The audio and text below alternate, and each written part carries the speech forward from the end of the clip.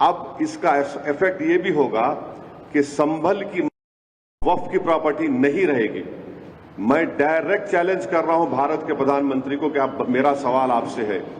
आप जब अमेंडमेंट ये ला चुके हैं, कानून बना चुके, तो क्या संभल की मस्जिद अब वक्फ की प्रॉपर्टी रहेगी? सपोर्टिंग पार्टीज, चाहे वो टीडीपी हो, जेडीयू की नीतीश कुमार हो, चिराग पासवान हो, जयंत चौधरी हो, मांझी साहब हो, या फिर कुमारस्वामी हो, तो इनकी सपोर्ट से बीजेपी ने एक काले कानून को बनाया है और ये इस बात को बताता है कि मुसलमानों पर बीजेपी उनको शक की निगाहों से देखती है। और इसलिए देखती है क्योंकि हिंदू धर्म के एंडोमेंट बोर्ड में,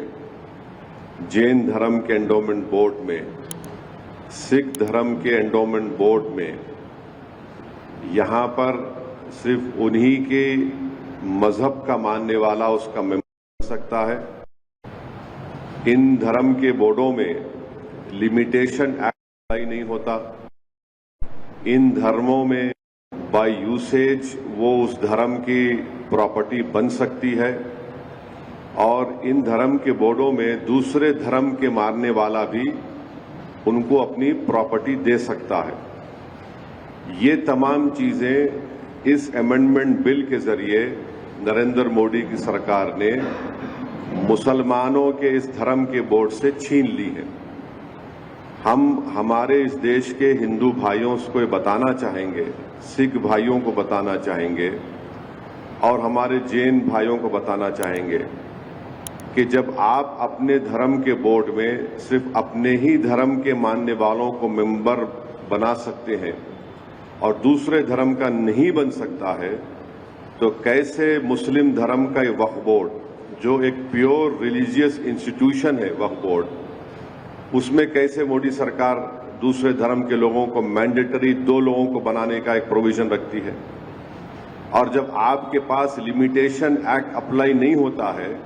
जिसके जरिए से अगर हिंदू एंडोमेंट बोर्ड की प्रॉपर्टी पर, जैन धर्म की प्रॉपर्टी के ऊपर,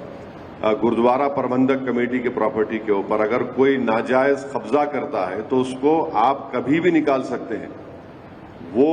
मुस्लिम धर्म के एंडोमेंट बोर्ड पर लिमिटेशन एक्ट अप्लाई करके नरेंद्र मोदी की सरकार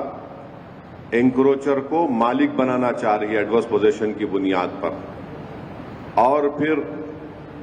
आर्टिकल 26 के तहत हर रिलीजियस डिनोमिनेशन को अपने रिलीजियस चैरिटेबल ऑर्गेनाइजेशन बनाने का इख्तियार मिलता है,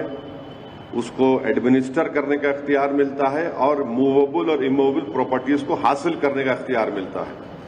ये मुसलमानों से छीना जा रहा है और आपको मैं बार बार समझा रहा हूं कि इस मुस्लिम धर्म के इस बोर्ड में जो अमेंडमेंट्स नरेंद्र मोदी की सरकार ने और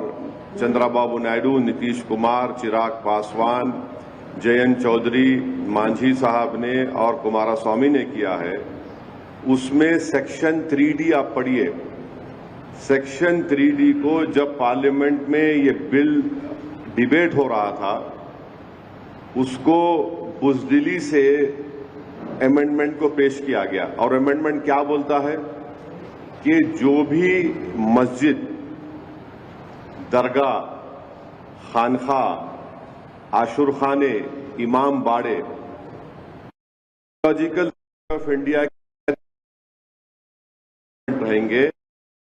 अब ये बिल होने के बाद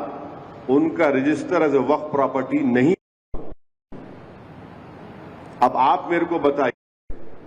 सच्चर कमेटी में 180 प्रॉपर्टीज, जो सच्चर कमेटी ने, आप उसके लास्ट पेजेस देखिए, आखिरी के 8-10 पेजेस में 180 प्रॉपर्टी सच्चर कमेटी ने कहा कि एएसआई के इलीगल ऑक्यूपेशन में है। इस सेक्शन 3D के तहत हम उस 180 प्रॉपर्टीज को खो देंगे, जिसमें मस्जिद, खानखाएं भी हैं, कब्रिस्तान भी है, दरगाहें भी हैं, सब है। अब इसका इफेक्ट ये भी होगा कि संभल की वक्फ की प्रॉपर्टी नहीं रहेगी।